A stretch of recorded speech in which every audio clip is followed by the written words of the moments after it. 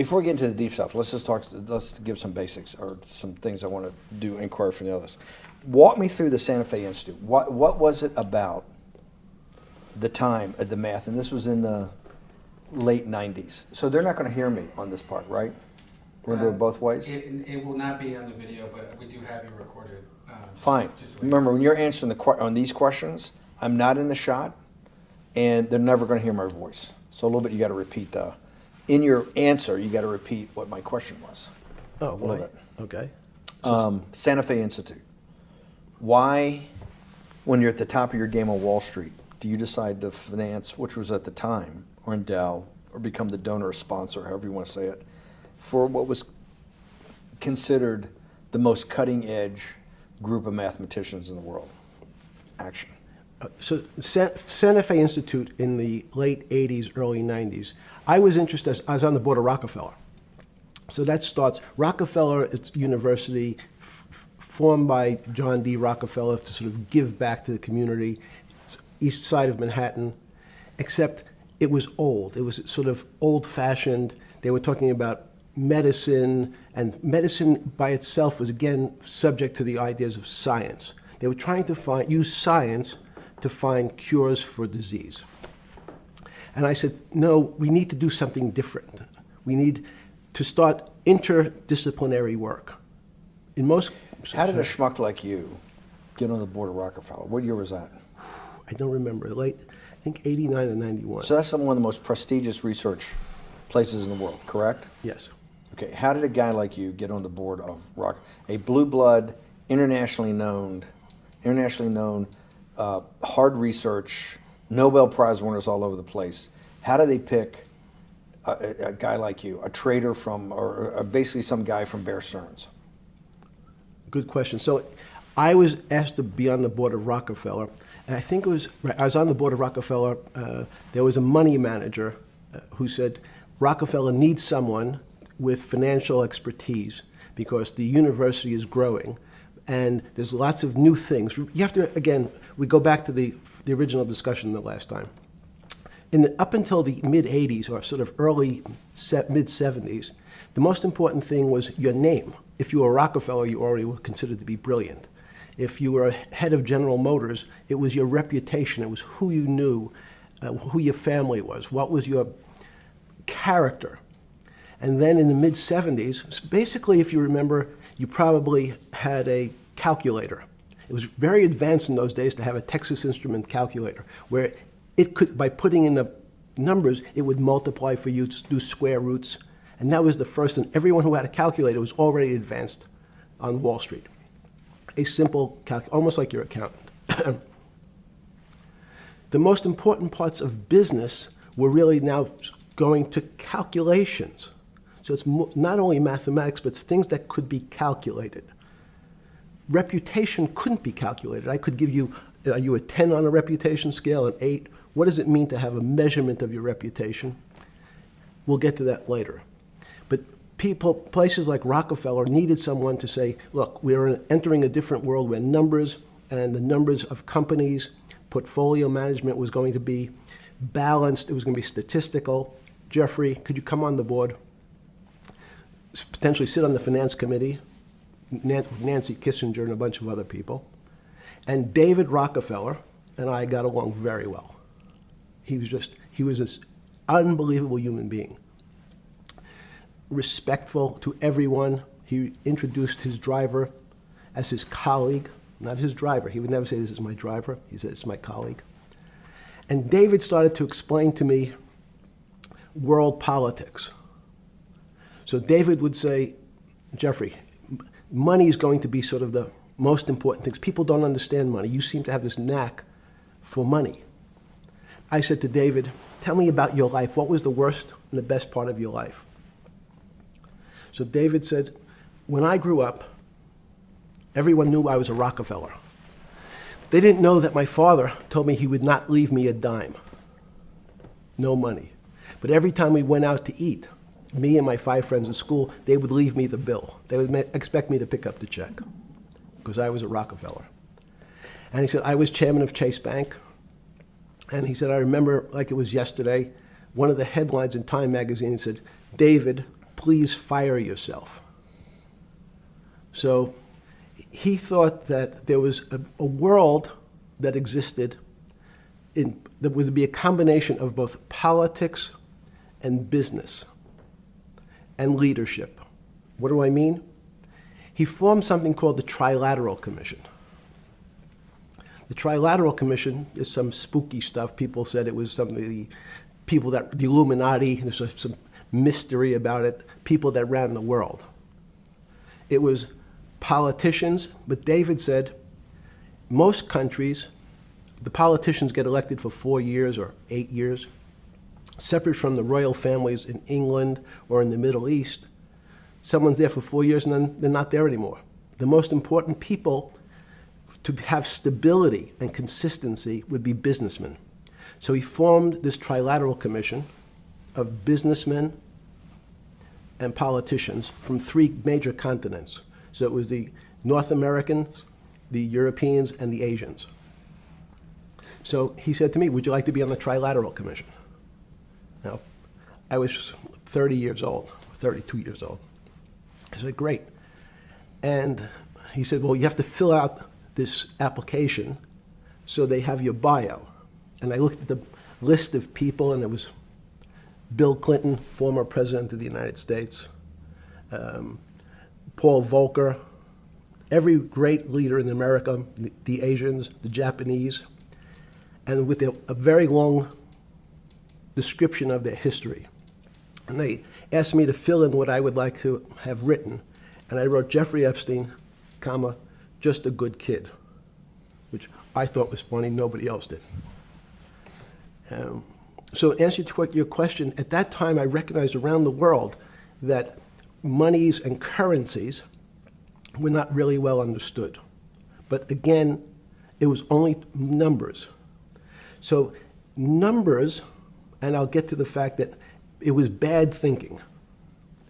Numbers are very good. Are most people that you meet, even on the Trilateral Commission, when you meet most people, do you find most leaders financially illiterate, economically illiterate?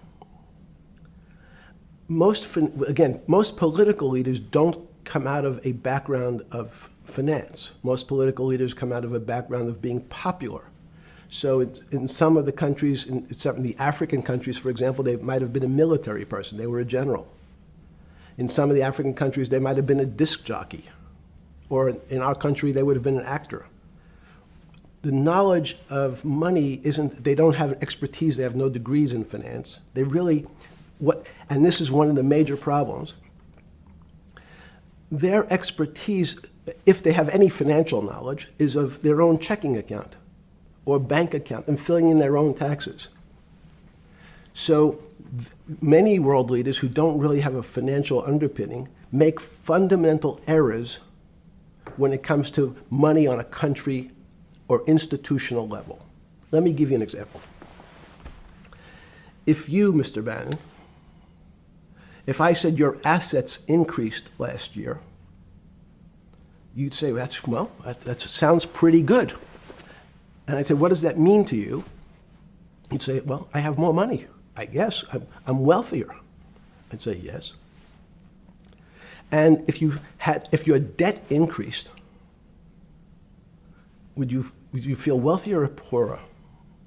You'd say, well, I don't want to have increased debt. I don't like the idea of that sound, increased debt. Now, that and world leaders understand when their assets go up, they feel better. However, institutions like banks, things that people don't really understand are financial underpinnings of banks. When I say your bank, Mr. Bannon, you have the Bannon Bank, you doubled your assets. Sounds good, but what does it really mean? It means people owe you more money. You don't have any more money. What? Yeah.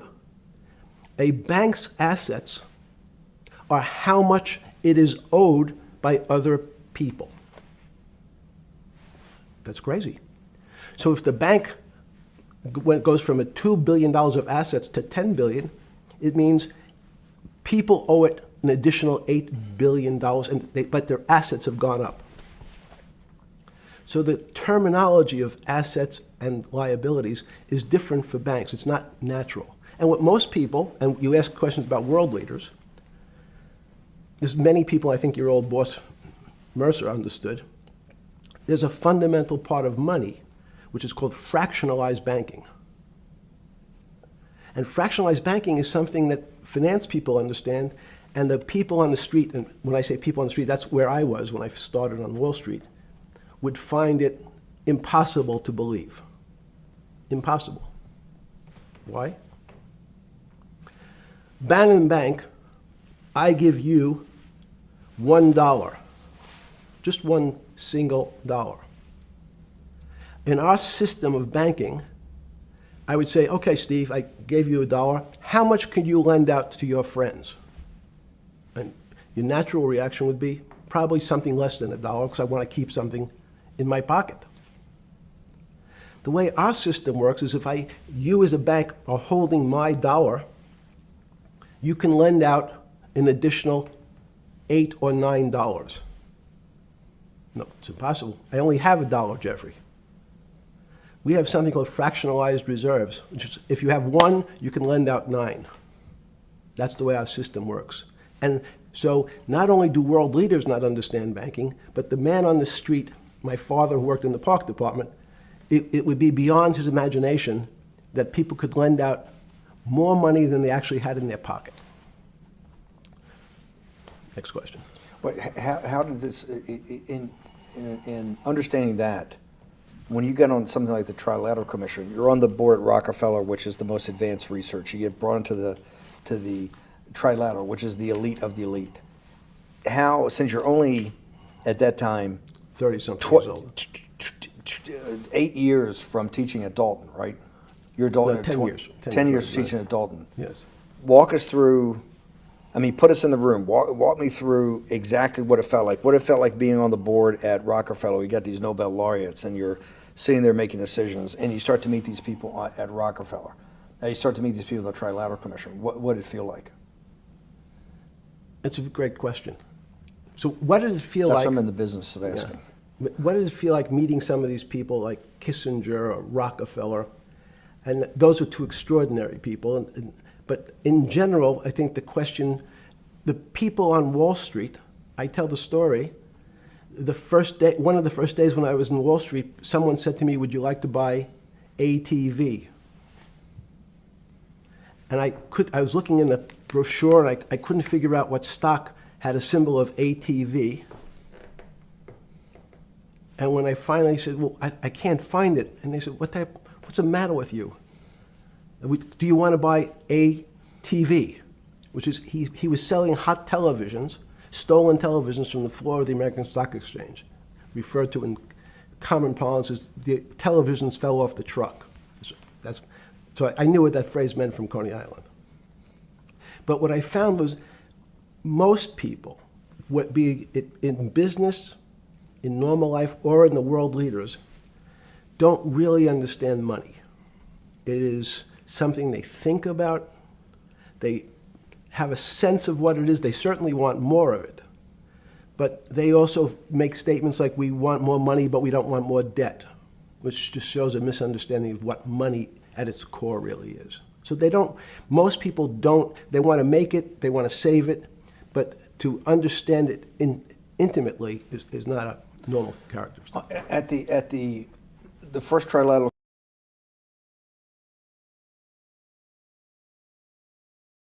or something? Yeah, you're good. Just give me approximate. You joined the Trilateral I Commission. think it might be And we'll be able to show we'll pull down the chart of where your name was, but just give me roughly when it was. I think it could be 90. I don't remember. Okay. Let's Sorry. say early 90s. Yes. When you got on the Trilateral Commission and had do you remember where the first meeting was? It was in Tokyo. In Tokyo. And at what hotel? I would like to say the Hilton, but it's probably not. And it's a 3-day, 4-day? Give me some Three-day event, and it walk was me through the whole thing. Speeches. It starts with a dinner. Just walk me through it. It was boring.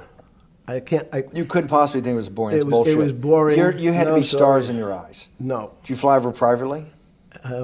Yes, but it wasn't my plane. So it didn't count? No. You fly over. Yes. And it was who were the first, like when you first met those leaders, you had to be wowed. No. You're 10 years out of Coney Island. No, I'm not wowed by people of position. I'm wowed by people of great ideas. And I don't care if it's the bus driver. I don't care if it's the student I had who has teeth coming out Well, every these direction. guys have to have great ideas. They're the leaders of the three great continents of the world: North America, Europe, and Japan. No, many of these world leaders become world leaders because they're popular and they were able to get votes, or they were able to convince people to vote for them. I learned later. Many of them were just good at what they did in terms of politics. Remember, world leaders are politicians in general. They're not scientists, they're not intellectuals, they're not great thinkers, they're great politicians. At the first Trilateral Commission meeting that you remember in Tokyo, sometime in the early 90s, do you remember what were the big issues of the day that they were talking about, and what did you think about it? Yeah, in fact, it was funny because they were talking about inflation, and they were worried that what would happen, how do you control inflation? And as a mathematician, I didn't understand the concept. I don't understand the concept today. How's that possible? Well, when you talk about most things to do with money, money is meant to be local. It's US dollars. Then I understand what it means. If inflation, it means my dollar today inflates, and it doesn't buy as much as it did a couple of years ago. The prices go up. I don't have it seems that everything is great, but in fact my dollar is shrinking in value. If you, and you're the financial genius here. I'm just a lowly M&A guy. Sure. If you let me finish the thought. Go ahead. So if you're in America, you can feel inflation. Your salary's gone up, but you can't buy the same car. In fact, it starts to feel weird because the value. That's why I wanted to ask the question then. This is my point. Sure. The people who live and breathe this, the central banks, have been haunted by the specter of inflation since the late 70s. Yes. First off, tell our audience, how did that happen? The two great financial events in the 20th century, I'm not going to get to the 21st, were the great inflation in Europe after World War I, the Great Depression, the hyperinflation in Germany that led to the rise of Hitler, and then this inflation in the mid-70s. Before you go explain inflation, why is the specter of inflation always the central thing in central bankers' minds?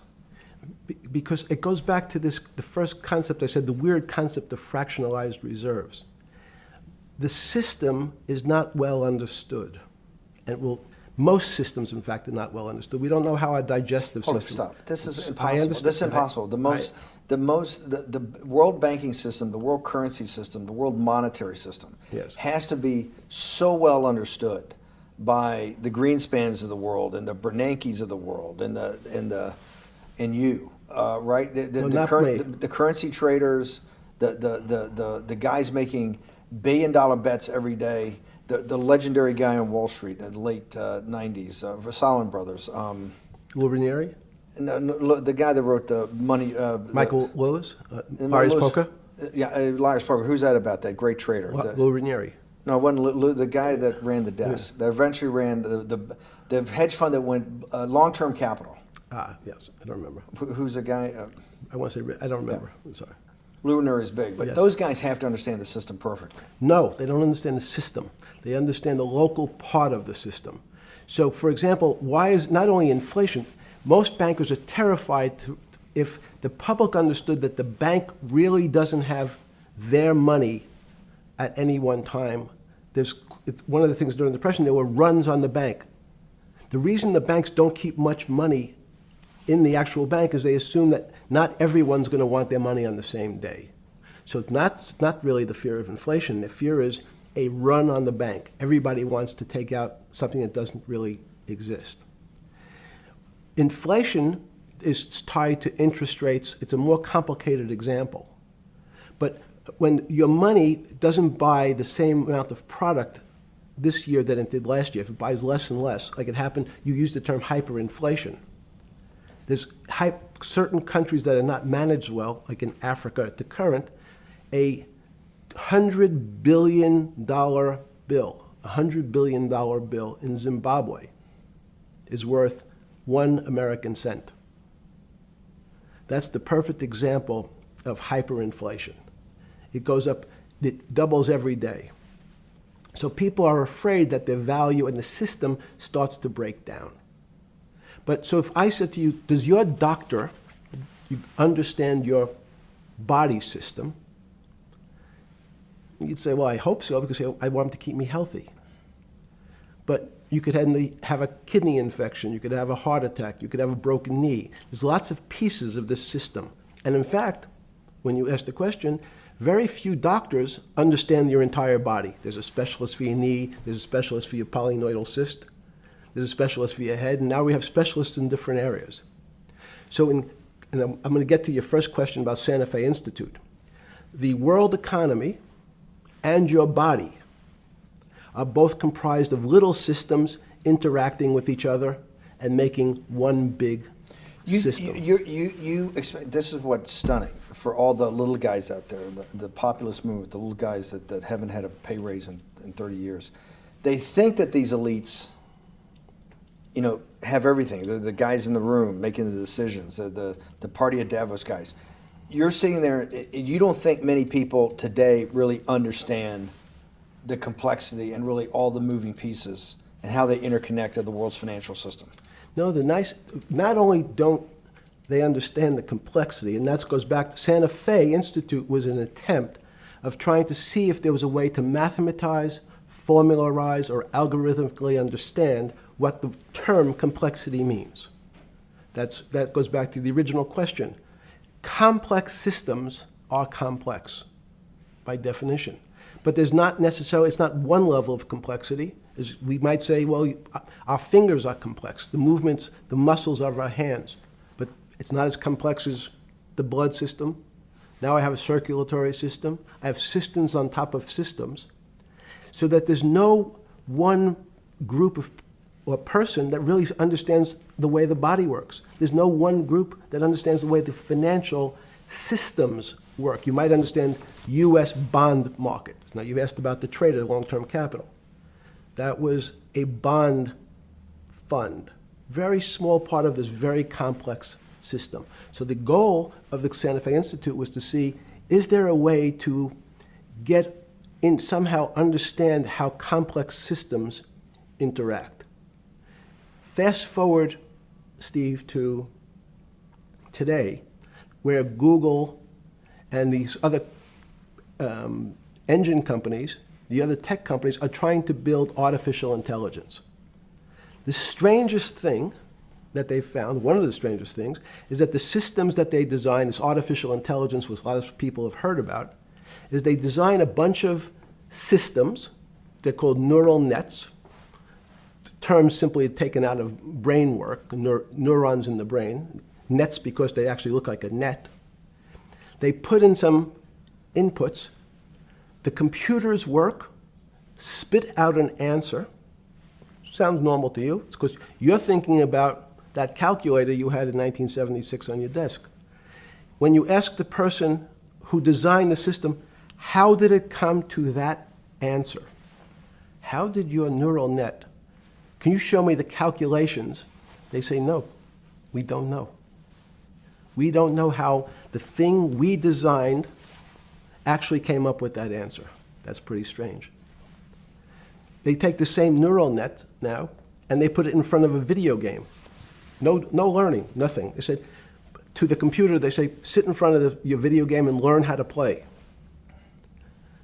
It seems the computer learns better than any human in history, faster than any human in history, beats any human in history, but when you ask the designer how did it do it, no one knows. It just did it. So that's the first little touch of things that we already have gotten to a place where we don't understand it, and we built it. On Sunday afternoon, September 14th, 2008, where were you? Sorry? It was the night they put Lehman Brothers in bankruptcy in London. I was in jail. Seriously. Yes. So the financial crisis of 2008 happened when you were in jail? Yes. Oh, this is going to be so amazing. This is going to be so amazing. I take it you didn't have your Wall Street Journal dropped off to you in the morning, your Financial Times. No. How did you hear about how did you hear about, because I want I forgot about this, but yes. I'm trying to get, this is going to be amazing. This is, let's go back and do that again. Sunday afternoon, because I want to find out about people, the geniuses understanding the complexity of the financial system. Because I think the best example we have is the financial crisis, the crash of 2008. Sunday afternoon, September 14th, I think it was, 2008, is when they were working feverishly in Midtown Manhattan at the Lehman Brothers offices and at various law firms around town, and with the Secretary of Treasury and the Federal Reserve, what they're going to do with Lehman. They decided they weren't going to save it. And so they prepared to put it into bankruptcy at the opening of the market in London the next day. How did you hear about what was going to happen to Lehman Brothers, and what did you immediately think when you heard that it was going to be put into bankruptcy? I'm glad you asked that question. I was in solitary confinement September 14th. And again, some of the public stories about the wonderful time I had in jail and my work release, which didn't come till months after. I'd been there since June in an 8x10 cell with a bed in the back, a 6-foot bed in the back, a chrome sink with a toilet attached to it, and a little piece of metal sticking out that was supposed to act as a table. Now, since I was in jail, there were no books. Why? There's no library. No library, but you're in jail. No, I was in jail, not prison. So in jail, I was in a place which was called the Special Housing Unit, which is for the roughest, toughest, meanest people. They had put me there, they said, for my own protection. So I was in a 8x10 cell with a little slit in the door where they would serve my food on a tray about 9 inches by 4 inches. And then as soon as I finished eating, they would take the tray and close it down. And one of the guards said, do you understand there's Wall Street's crashing. I'm worried about my pension fund. What should I do? And I said, sorry, Wall Street's crashing? What's happened? And he said, there's some crisis and some companies are going bankrupt. I said, are you sure? And he said, yeah, it's all over the papers. We're all terrified we're going to lose our life savings because we have either a 401k or our pension funds. We don't know anything about money. Mr. Epstein, can you tell us, like, what's going on? Am I going to be able to afford my children's education? Am I going to be bankrupt like this company called Lehman Brothers? And there's another company in the front page today called Bear Stearns. Oh no, I said. Why? Because that's the company I was a partner in. And in fact, that was a company I had a very large investment in. So, as a great story, I didn't have my Wall Street Journal, but in the early mornings, you're allowed to make 2 phone calls, collect. And when you pick up the phone, you can dial a number, and when the person picks up, they say, you're getting a call from the Palm Beach County Jail. Will you accept reverse charges? And the person either says yes, and the call goes through, or the person says no. The person I had called was Jimmy Kane, the president of Bear Stearns. And I said, tell me what's going on. And so that my knowledge of the financial crisis happened with Jimmy, who was at the center of the storm, telling me about what Lehman had gone under, and they were trying to figure out a way, should they bail out Bear Stearns? Did it strike you at the time of the mess you had made of your life to be in a situation that you're one of the greatest financial minds in the world, looked at by world leaders and asked your thinking by the most prominent and important people in the world, and here you are in solitary confinement. You got to make a collect call to somebody. Did it strike you at the time how all the threads of your life had come together and put you in a position, or you had put yourself in that position? No.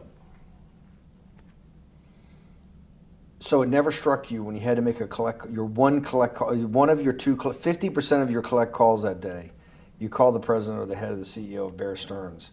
The biggest financial event in your life is taking place, of which one, every important person in the world would be seeking your opinion. Number two would be a once-in-a-lifetime opportunity to apply your craft. Number three, it would be a once-in-a-lifetime opportunity to make money if you were smart, and obviously you're smart. You're telling me here, truthfully, that it never hit you at all of how you'd ended up in a place where you had to make a collect phone call from a jail cell that was 6x9 with a steel bed and your food being passed in through a slot. The question you want to ask is, who was the other call to? Okay. Who was the other call to? The other call was to my friend at J.P. Morgan, who was then, I didn't know it at the time, trying to buy Bear Stearns. So at one point, I had two phones. It was difficult because they're afraid people are going to hang themselves with the phone cord. So they don't actually come together and they're pretty short. So I was actually going between two phones talking to Bear Stearns and J.P. Morgan at the same time. So I found it amusing. And it never struck you about how to end up in a situation like this? No, that would be probably means I would be too self-aware. You can't possibly expect me to believe this. I know. I don't believe it. It's no, it Even can't- it with- can't as be- a- it as- can't- You're telling me that during that day, you never had a moment. You sat there and go, "What the fuck have I done with my life? That I'm in a 6x9 jail cell when I should be on a trading desk, or I should be in my $250 million, greatest townhouse in New York City, taking calls from the King of Saudi Arabia, the President of China, the head of Russia, the President of the United States, to save the world's population from a financial debacle." You honestly expect me to believe that never happened? You're suggesting I was sort of somewhat depressed, and how could this happen to me? I'm not saying depressed. I'm saying a moment of awareness of how could I get myself into this situation. No, I would just say how strange that this happens. Just, it's strange. I'm wearing a jumpsuit and flip-flops. What given color to was me. the jumpsuit? Brown. Brown, Brown jumpsuit. yes. I notice I don't see you in a lot of brown. No. Brown jumpsuit and flip-flops. Flip-flops, yes. With no access to books, no access to newspapers, No access to anything. You had lived on information. Except my Almond Joy bars. I had extra Almond Joy bars. Did you eat Almond Joy bars and things like that because you're afraid of what the cooks did to your food?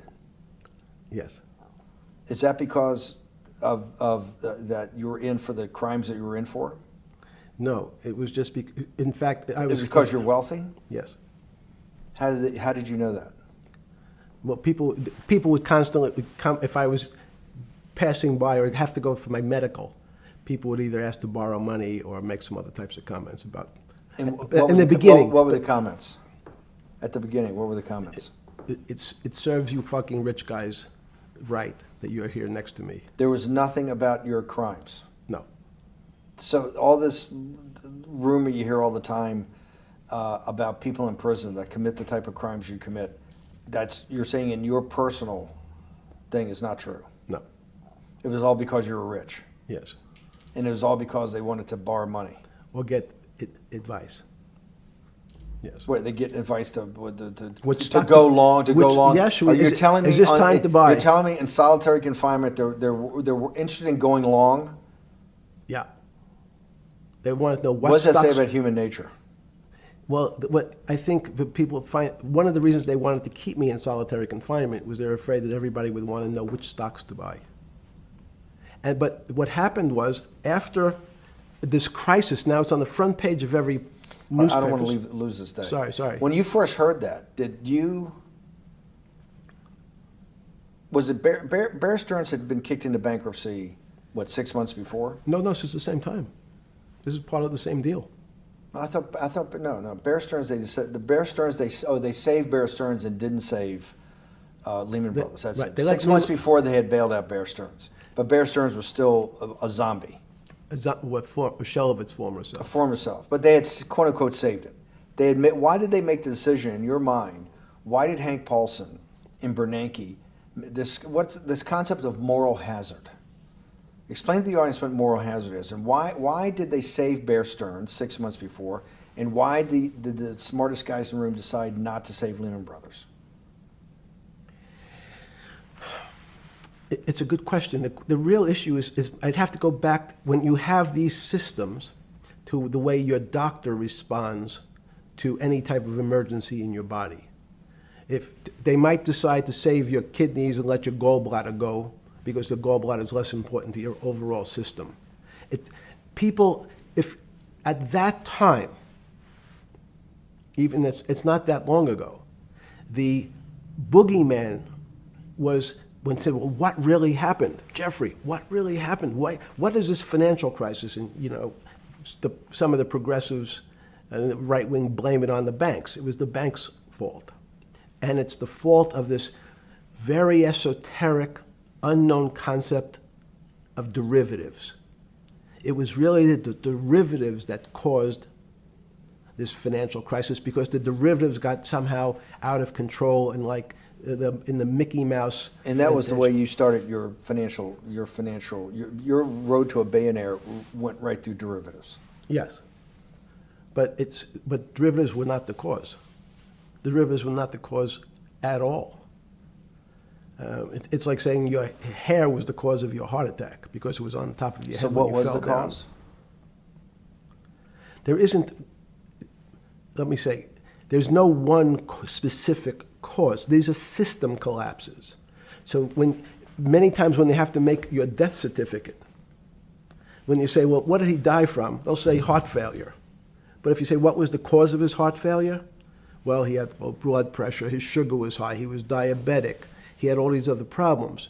But you say, no, we need a word on your death certificate. Did he die from brain damage? Did he die from heart failure? That's the financial crisis. Many people said, well, what caused it? They wrote, like on its death certificate, derivatives. But derivatives are not a fundamental cause of anything. Was it Sunday or Monday? I take it was Monday morning when you made your two collect calls and you were talking to Bear Stearns on one hand and Morgan Stanley on the other. JP Morgan. JP Morgan. That was Monday morning. Did you, Jeffrey, being one of the financial geniuses in the world, did you understand what Lehman Brothers is going into bankruptcy, the domino effect, that by Thursday the financial system would be under such extremis that if it didn't have $1 trillion cash infusion in the United States, it might collapse? Did you know that at the time? Did you view that at the time? Yes. You did? Yeah. Why? Again, I don't want to bore you or the audience with the idea of it's a medical procedure, but you had system failures. So you'd recognize that if I said to you, did you realize when your father was on the ground and he was clutching his chest and he couldn't breathe, it was a bad situation and he could die.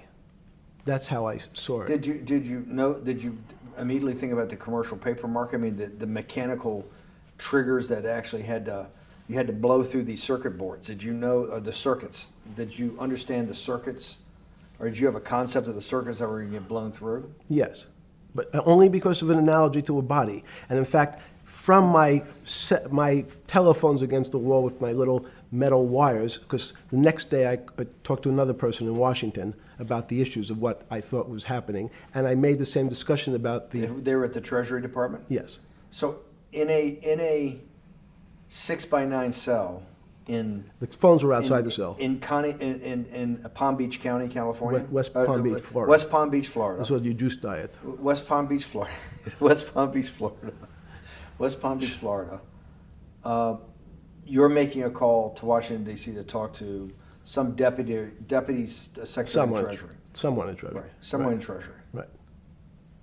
And that does not, the night before you go to bed, it doesn't dawn on you at all. You never have a moment of self-reflection that, how did I end up on this metal cot when I should be at the center of things? No, I had a telephone, so I've said, I can talk to, it makes no difference where I am, in fact. I'm still talking to the same person if I was at my home in Palm Beach. But I'm the here in difference your jail. home in Palm Beach. I can dial my That's a own phone. That's bullshit. No, but you can also make 1,000 phone calls. Here you got to make one, and he's got to take. Think the how much charges. better that was. I had to decide who was the right person to call. That was unusual for me, because I would have called 20 people And before. what was the advice you gave you? I said, you have a sick patient, and it's very much like a sick patient in the emergency room. You can't think about it like your car. People in normal walks of life think about money and things as a machine. And unfortunately, so if your car breaks, cars are always easy to fix.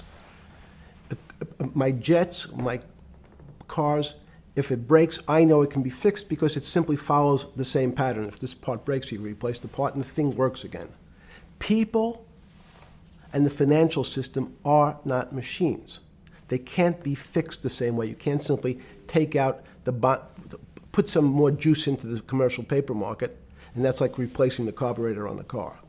It's much more, I have a patient who can't breathe, has a stomach problem, can't see, looks bleeding at the same time. What do I do first? I have to think about it as a system. Where's the most logical place? What's the most dangerous place? If your heart stopped, we have to start your heart again. In the equivalent to the money market, why do I have to start your heart again? I need to get your blood flowing. If your blood stops, you're dead. If liquidity, which is the equivalent of blood in the financial system, dries up. And what's liquidity is basically cash, putting cash into the Forget system. about what it is. Okay. Liquidity is liquidity. It allows the system, it's the blood of the system. You need to pump blood hard into the body of the economy to keep it flowing. And if you're, especially when you're worried about someone dying, you're not going to be worried about the niceties of, well, you got the shirt dirty and there was some damage. Pump in that blood, keep that heart When you pumping talked to the person in Treasury on Tuesday, the 16th, did you get a feeling as you were sitting in your 6x9 jail cell in West Palm Beach, Florida, that they were on top of things? No, you can't. It's impossible to be on top of things. There's no such thing. It's, again, the doctor watching the patient die. You hopefully have some confidence that he's seen it before. He recognizes that there are some steps he has to take first before he bandages the guy's finger or worries about what shoes he has on. So you hope that the people in charge, your doctors who are working on the emergency patient, have enough experience and, frankly, judgment to try to keep the patient alive. Did you think that they had those things, patience and judgment? They had pretty good judgment, and you needed a lot of luck, just like in the dead patient. You need to, hopefully you put that blood in and it's not too late. And you make some mistakes, but you have to know you're going to have to give it a shock. In the run-up to the September crash of 2008, Yeah. I guess you weren't occupied with finance. That whole summer, how long had you been in jail? Went to jail June 30th. So the entire summer. Yes. Before you went into jail, you were still very active in the financial markets. Yes.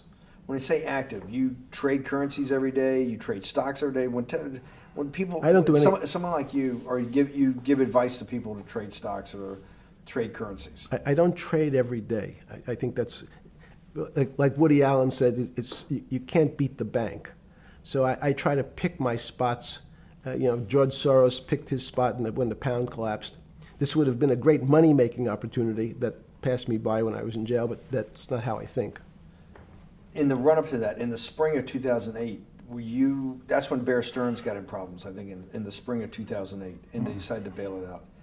Did the Bear Stearns guys talk to you for advice at that time when the big crisis in Bear Stearns? No, but see, again, unbeknownst to most people, and it's easy to blame people for the financial crisis, like you'd blame someone for giving your father the drink before he had his heart attack.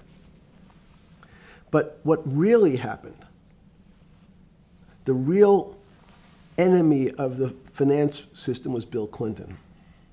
And if you ask me what and who caused the financial crisis, I would tell you it was Bill Clinton. Because of what Bob Rubin and he did to deregulate the financial system? No. Because as of the last time we had our 60-minute interview, you talked to me about home ownership. and you asked me whether everyone should own a home. And I told you, no, it's too risky. So the financial collapse of 2008 is because of hardworking African Americans, Hispanics, and whites who wanted to have a ownership stake in the society that all rests on their shoulders. They're the culprits. No, not at all. Okay, then I didn't say they were the culprits. I was pretty clear it was Bill Clinton. Okay. Why was it Bill Clinton? Because Bill Clinton wanted to get votes from those people. And he sold them the idea that instead of renting in a house, and historically the values of houses have gone up, and he said, you guys in these local communities who haven't been able to afford a house before, I'm going to show you a way. I'm going to give you a way because I'm sure I'll get your vote that you can own a house because I want your vote. So what we're going to do is I'm going to let you buy a house, Mr. Bannon, when you really, you're right on the border, maybe, or not even on the border. Your credit is not good. Okay, let's be honest. And it's not my fault, it's not Bill Clinton's fault, but if whatever happens, at the moment your credit score or whatever it is, your credit's not good. Now, normally, you come to me and want to borrow money, I'm a bank, and I say, I'm sorry, Mr. Bannon, I can't lend you money because your credit score is not up to where it needs to be. Hopefully, if you work harder and clean up some of your problems, it will be. But no, what I say to you is, I'm going to figure out a way to lend you, not give you. I'm going to lend you money anyway, though you don't have a good credit score. And don't worry, I'm going to get rid of the term that you don't have bad credit. Bad credit sounds pejorative. You don't want to be a person. Sounds judgmental. Yeah, it sounds judgmental. So what we're going to do is we're going to call your credit situation subprime. Oh, nobody knows what that means. Subprime. That means prime is good credit. Subprime is not good credit, less than good credit. So we'll call it something that people really won't follow, and we'll tell you what. We're going to have people lend you money, though you are a subprime borrower, and I will figure out some government agencies to guarantee your loan, though I don't think you're a good risk. So the banks say, no, no, no, we don't want, initially, the bank said, sorry, this is too risky, Mr. President, for us. We're in the business of managing risk. It's not our money. It's the hard-working people's money sitting in our bank. We can't lend to people whose credit is not prime. You're asking us to lend to people who are subprime. And he says, here's the key, if you don't, Mr. Bannon, I'm going to make sure the Justice Department charges you with discriminatory lending because you refuse to lend to my subprimers. In business terms, you should never lend to. But what we'll do is I'm going to form an agency called Fannie Mae and Ginnie Mae, just another agency names. They'll guarantee your loan. So don't worry. Don't worry. You don't have to pay it back anymore. Even though and maybe you don't even have to work as hard anymore. That's probably a harsh statement, but these players, these two big firms, Fannie Mae, will guarantee the fact that that bank will receive its money. Now, the bank says, wow, best deal in history. I refused to lend to Mr. Bannon, but now he has the big brother, his Uncle Sam. He went to his Uncle Sam, and Uncle Sam says, I'm guaranteeing it. The bank says, I want everybody. Give me as many people as you can give me. Because Uncle Sam is the best credit in the world. Not only it's the United States government. We'll take it all. We'll take as much subprime as we can handle. because it's the best investment for the moment. It's a strange investment because it has politics that has inserted its way into the numbers.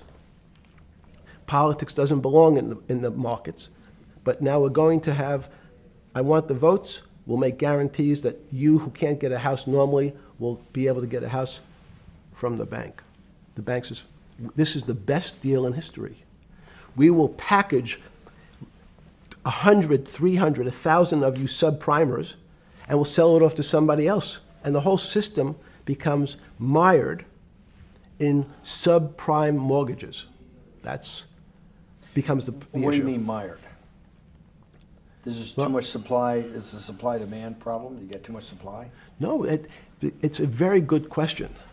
What does too much supply mean? Well, then you get to people, go back to your first question to me. Government leaders. Government leaders know if they're good, and they can do mathematics, they can balance their checkbooks. So certain people in Congress said, well, how do you value these subprime mortgages? The banks say, we've been valuing them the same way we've always valued them for the past 20 years. The accounting firms, there's something in this country called GAAP accounting, which is a standard type of accounting. And we account for them the same way we've always accounted for them. If we paid $1,000 for your mortgage last night, when we put it on our books today, we're going to say its value is $1,000. Makes sense. I paid for it last. What's its value? It's $1,000. That's what I paid for it last night. No. The Congress people said, that's not really a good answer, you know. That doesn't give us confidence that you know what you're doing. Because what happens if you have to sell it tomorrow morning? Something's happened and you have to sell it. Remember, there's kinds of stress tests. Would you be able to value it at what you paid for it the day before? And Wall Street says, that's not the way you can think about this. This is crazy. We always value things at the cost from the day before. And they changed the accounting method. In essence, to say, not what it was worth yesterday, but if I have to sell, what would it be worth? That's impossible. So what happens is, every bank now has to value something that they bought yesterday at lower than they paid. Never before in 20 years did they have to do this. So something they bought at 1,000, on their books was 1,000, is now 990. That starts to, you asked the question about what did I start to think about. Something's 1,000 and 990, this person now has to value it at 980. When did you first start to get nervous, understanding Bill Clinton in all this? Did you change glasses? Yes. Okay. I changed shirt. I saw that black. Are you okay with it? Yeah, great. I think we're going to have all kinds of changes. I'm experimenting. Yeah. Okay. When did you get a feeling? Did you ever anticipate, before it happened, something like 2008 could happen? No. How could that be? It's the word I'm going to beat it to death, is that it's very much like would I anticipate I'll have a heart attack tomorrow? Unlikely. Was 2008 a heart attack or a stroke? Debilitating. It's a better, it was both. But why was it both? Because in fact, as I said, the blood was getting dried up in the system, and the head, which is sort of the central bank, wasn't working. So to some extent, it was a combination. It was just a crisis. Did you see that building up over time? It's always been lurking in the background. I mean, if you have an older parent, would you say it's possible? Did you anticipate him having a heart attack today? No, you hope things are going to go better and maybe they'll fix it up. The system was getting too complex, and it wasn't based on derivatives, because what people keep forgetting, and as I was just explaining, Wall Street, and in many professions, including Wall Street makes it sound complicated. They don't want the little guy to understand what they do because they make so much money and they don't do very much. So they couch it in words like derivative and stock options and commodity futures and different types of contracts. It's all fairly, everyone is capable of understanding it. It is not complicated. But Wall Street, because they make so much money from doing fairly simple things, needs to make it more complicated than it really is. We had a very big recession in the early 90s based upon real estate and Japan basically imploding. Let's again, Okay. you had a recession in the 90s. I don't know what it's based upon.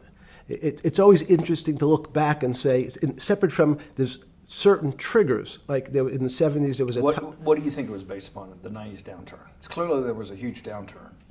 No, I know there was a downturn. That's what I know for sure. I don't. That's a fact. That's all.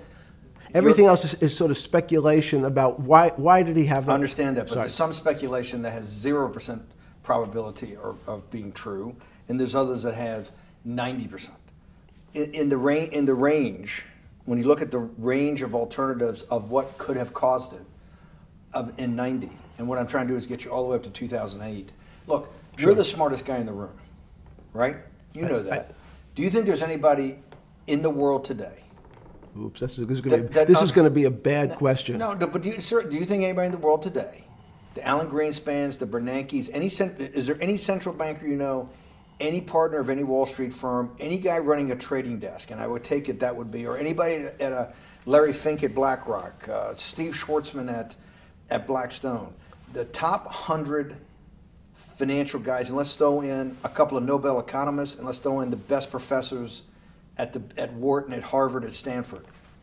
Do you think that there's anybody that understands money or understands the world's financial system as good as you? There must be. But it doesn't come to the top of the head. No. Okay, fine. Now It's that not now that I've gotten that, let's go back to 1990.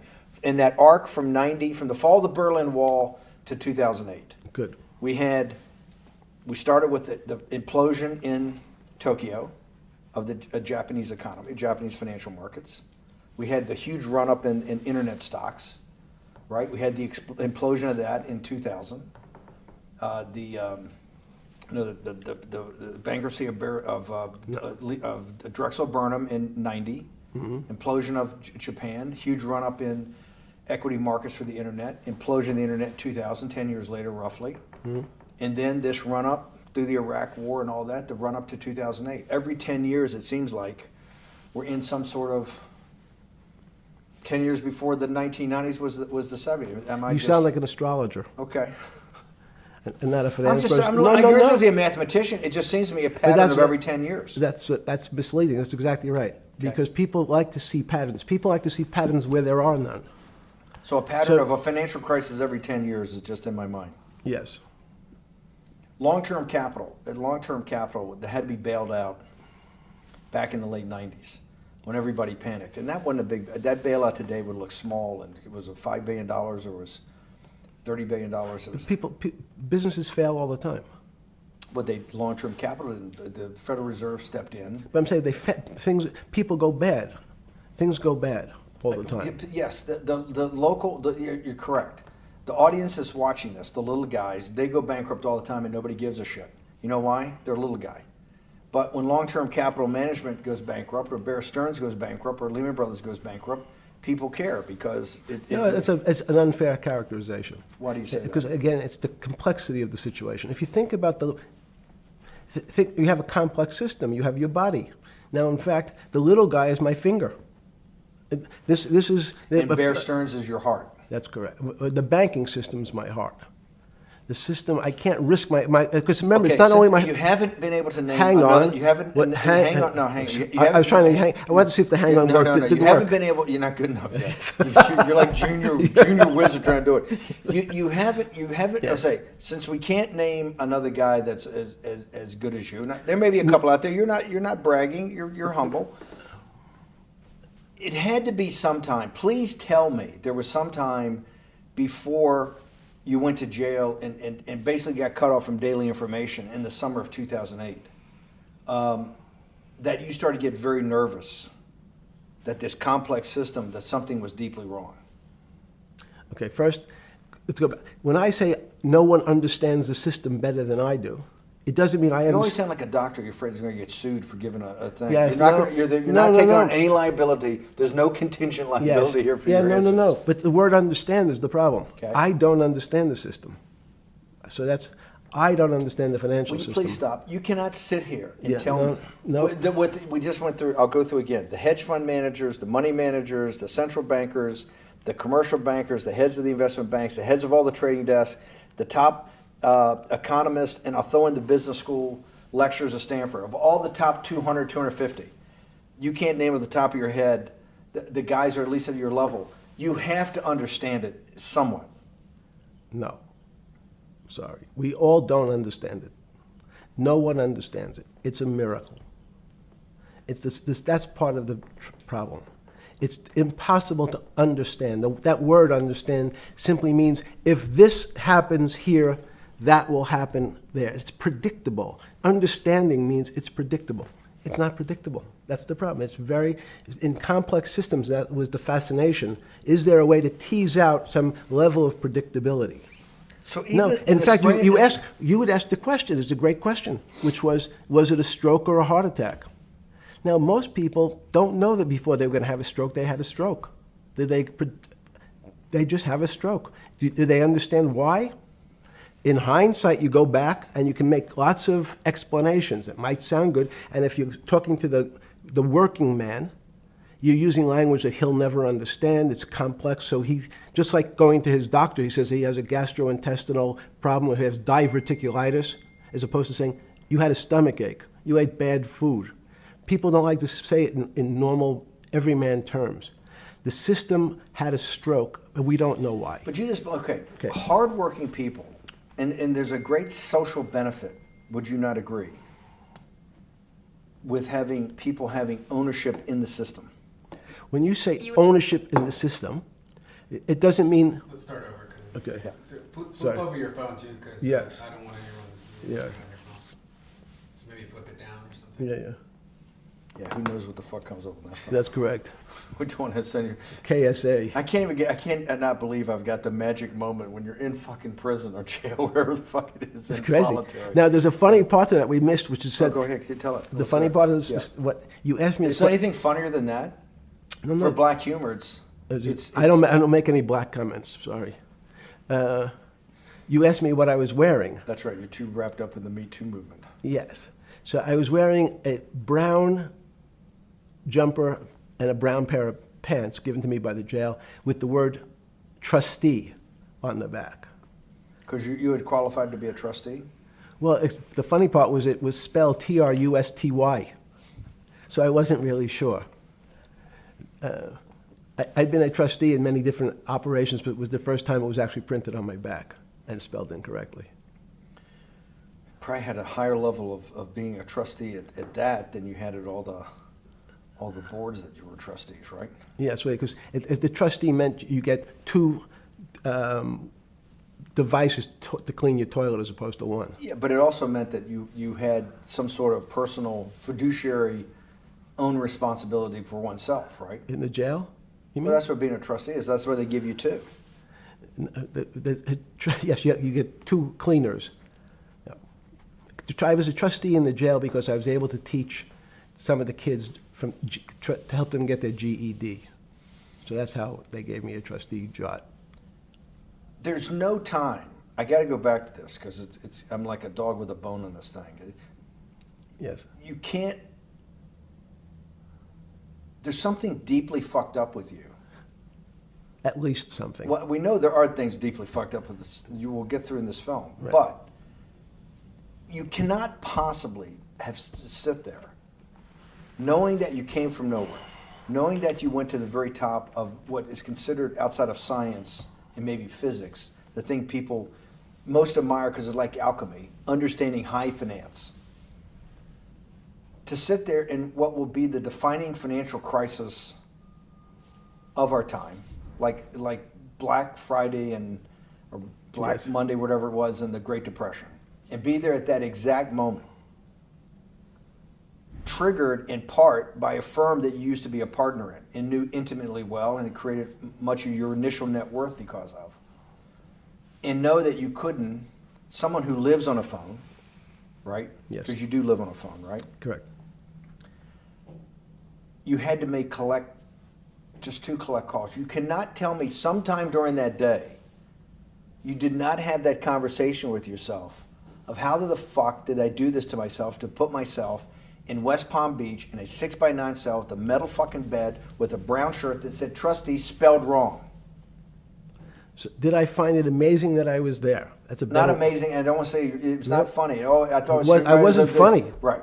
But Not I- amazing. no, it was incredible. Incredible in what way? This- Incredible, like how do I do this to myself? No. It's as incredible as me sitting here in this house. They're both just 2 sides of the coin. That's how I think about it. That my life today is incredible. Do you consider yourself a stoic? No. I consider myself a hermit. Stoics are not very happy. Being a hermit then, being in that 6x9 cell, being in the cell qua the cell was not the problem, right? Correct. What was the problem? Eating the almond joy bars. Because you couldn't eat the food. No, right. And but remember, my life is. Did that ever strike you that I can't eat the food because somebody might have done something to it? I gotta live off an almond joy bar, 1 a day or 2 a day or whatever. How many ever sneak in a day? No sneaking in. Your 1 almond joy bar, it did not hit you at some time? How the fuck did I do this? No. Let's go back to the spring of 2008. Were you so wrapped up in your personal issues at the time you were not spending enough time on the financial markets, or were you deeply involved in the financial markets like you normally were? In No, the spring of 08? I was involved. So we're saying that the smartest guy in the room didn't see it coming. No, of course The not. bankruptcy of Bear Stearns, you just thought was a Bear Stearns problem. You didn't see it as systemic.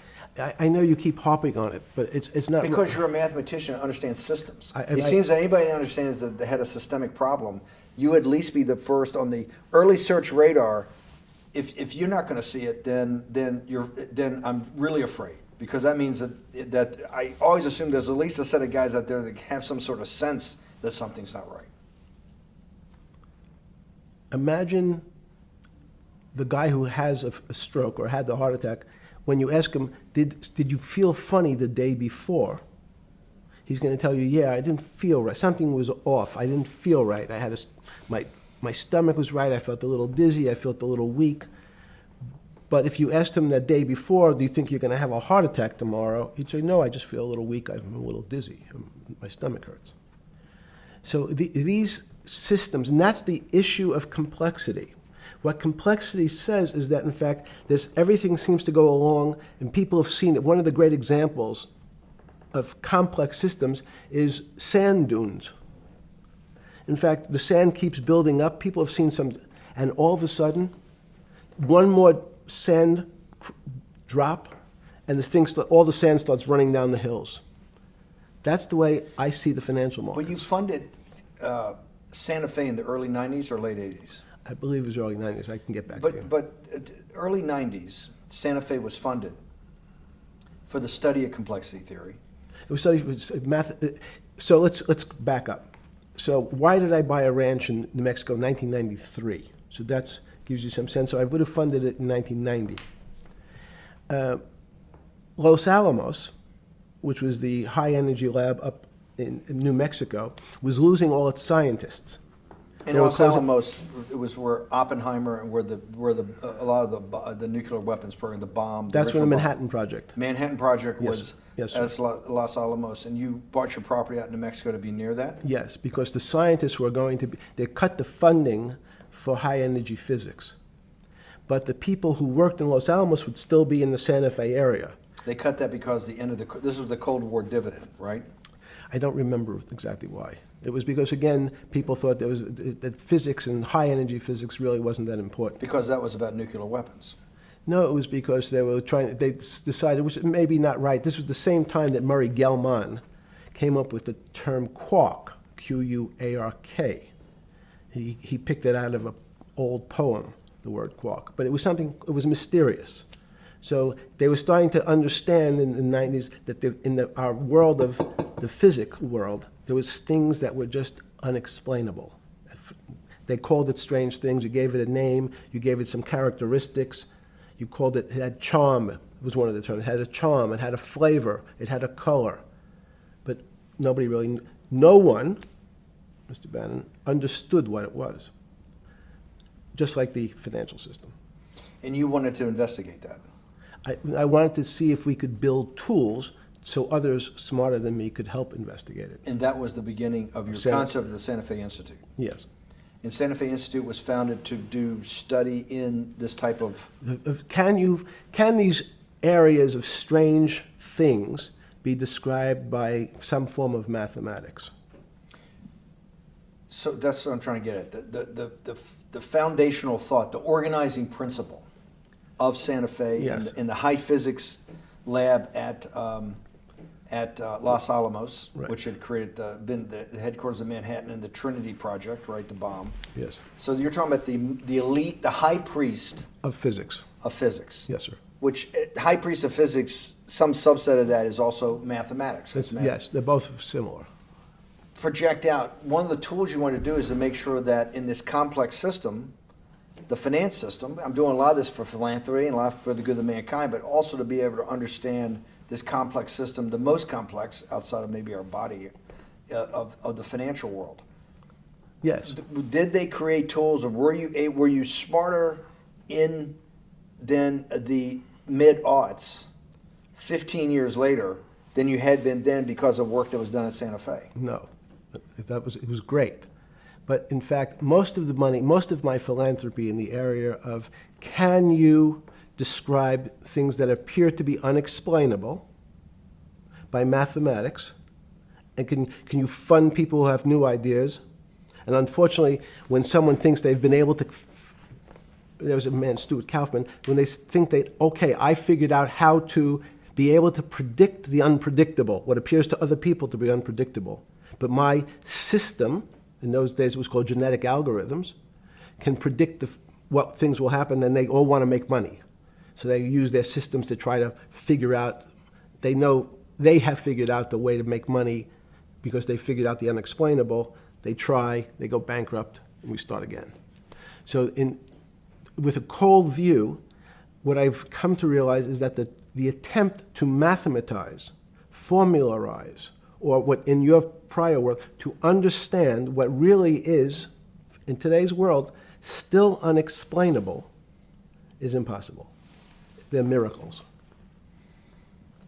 Your first head of Santa Fe was Christopher Langdon, I think. Langdon from But Australia. Murray Gell-Mann was Murray really Gell-Mann was was the the- funder. he He was- was the Yes, rock. Yes, he was the rock. He was a Nobel Prize winner? Yes. Yes, and a wonderful guy. He came out and helped us with the Biosphere 2 project.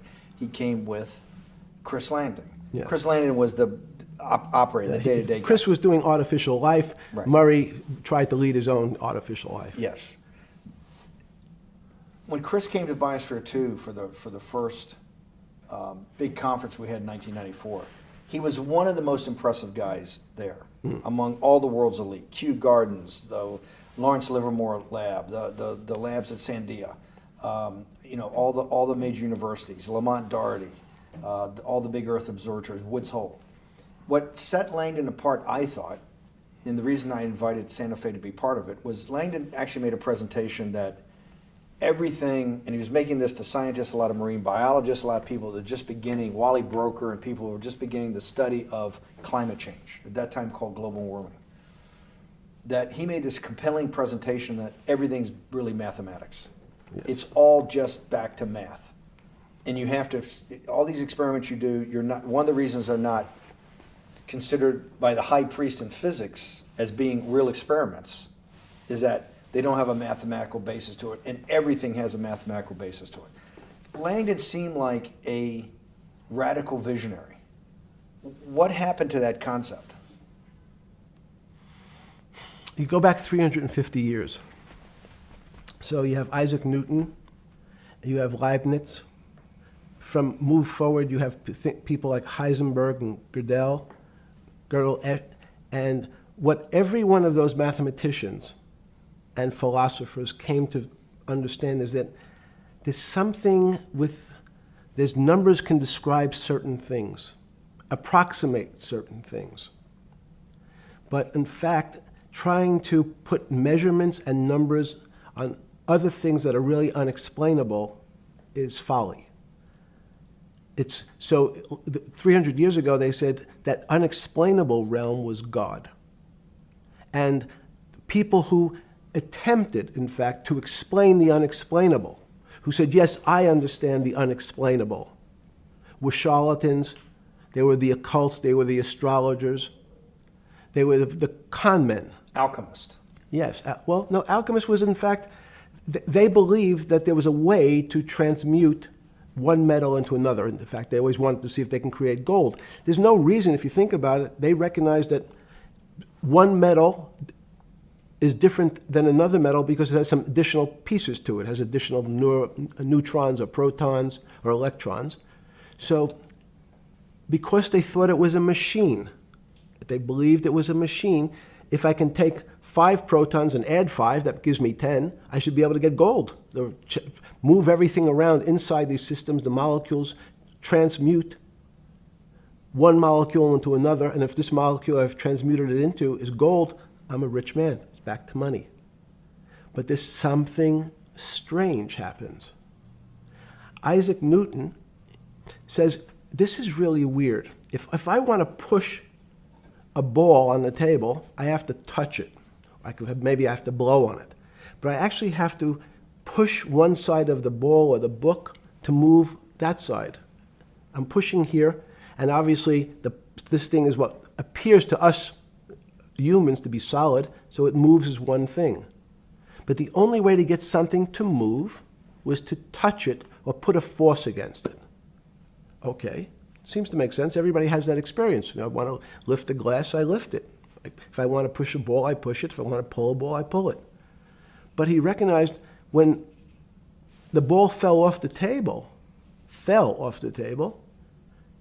it went in a different direction. How's that possible? Nobody pushed the ball down. And he said, this is crazy. Why did the ball go down? I didn't push it. I just let it go.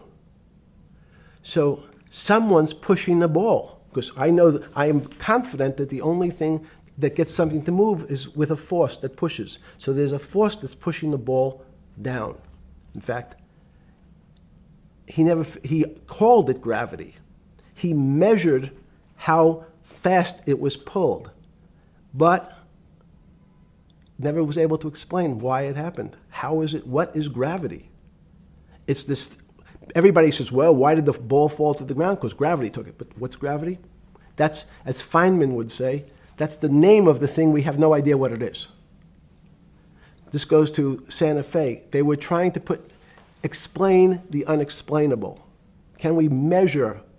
Can we figure out a way to predict the stock markets using these types of chaos complexity? Before we get there, let's walk back through it. Let's go back to Newton.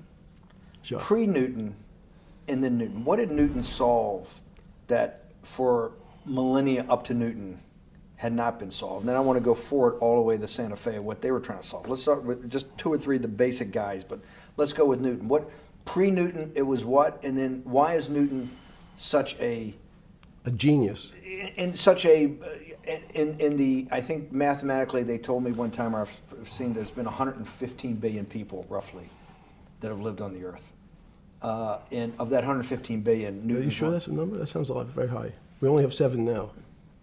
I think in the history of the earth, I think I'll pull up the stat for you, but I think it's 115 billion people. They figure that probably is inflation. That's why you have lived on Earth. But he's one of the handful of the most important. What did he solve for? Why is he so important for how we live today? And then we want to go through Leibniz and the other, 3 other major ones to get us to Santa Fe? Well, it's a long journey. This is the heart of what we're trying to do. Let me take a bit of a detour just Okay. a second. What if you went to high school and the last year in your high school, you took calculus? So Isaac Newton sort of invents calculus. Well, that sounds invents, mathematicians. To torture seniors in high school before they graduate. Yes, but obviously, no, yes, the answer is yes. Certain people could never do calculus.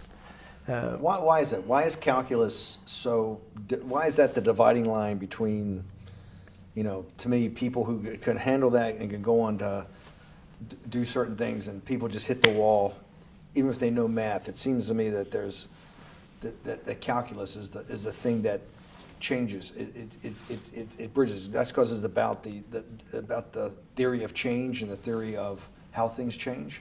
It's a great question. But in fact, what calculus does is it's somewhat philosophical. That's why mathematics is Newton wasn't a mathematician, he was called a geometer. That's what they used to call themselves. They understood geometry and numbers. But there's an old conundrum where it says, during Pythagoras' days, Zeno's paradox it's called, where they said, well, if the wall is 2 feet away from me, and I take one step that's halfway to the wall, that'll be 1 foot away. And if I take another step that's half again, that'll be half a foot away, and then a quarter of a foot. I could walk forever but never touch the wall. Doesn't sound realistic, doesn't make any sense in our real lives of the physical. But what Newton understood is many problems were like that. Many things approached the wall, or in calculus, approached the limit, but never really reached it. So he said, it's okay, you don't have to reach it. We can do lots of the mathematics as if it was so close, it was almost there. And we could do lots of mathematics almost being at the limit. And this is really important, Steve, for today. Because most of the science up until today was things that are starting to approach the limit. You were taught in high school that if you had 1 divided by 0, if you remember your high school algebra, you were told, what's the answer to that? Is there an answer to 1 divided by 0? No, if you were in high school, I'd say, stay away from it. It's the boogeyman. You could write it down as it's undefined.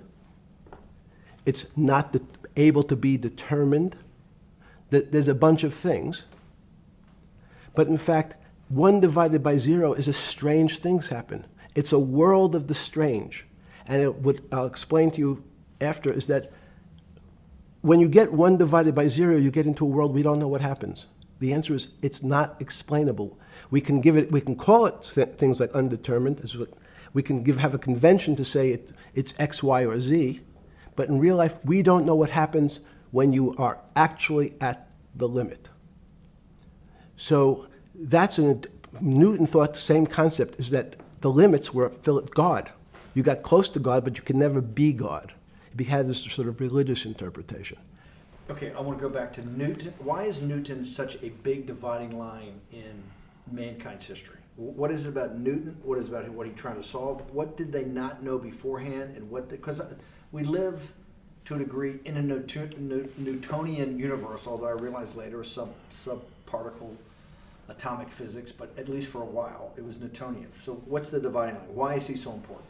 Why is he an inflection point in mankind's movement from the swamp to the stars? It's a great question.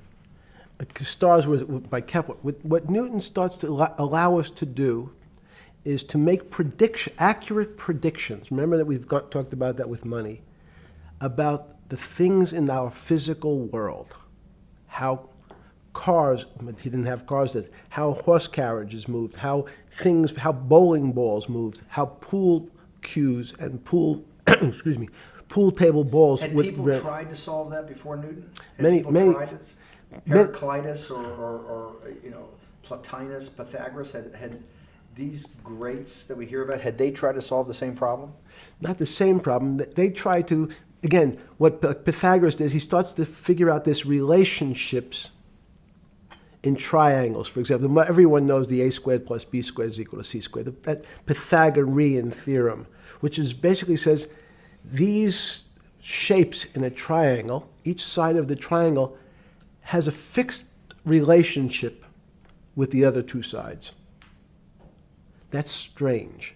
He knew, again, but it was all numbers. This was a system of things in the physical world, and Pythagoras says we can start putting numbers on things that help you predict how they will behave. You can add two triangles and make a square, some different shapes.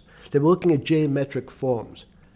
Newton says, well, I want to know how planets move. I want to know how things around me move. Can we find formulas?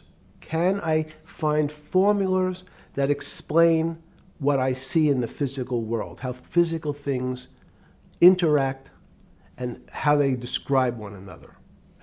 Again, the fact that two things, two solid masses, for some very strange, unknown reason, unknown today, attract one another, no matter what they are.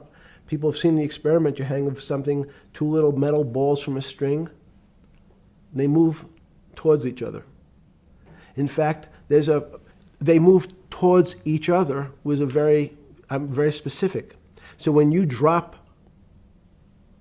the ball to the floor of this room, Newton says, in fact, the room came up a bit to meet the ball. The room moved. It's imperceptible. You can't really perceive that motion, but they attracted each other with certain ratios. So he started to be able to measure things in the physical world. And that was great advances. It also, you wanted to move very quickly.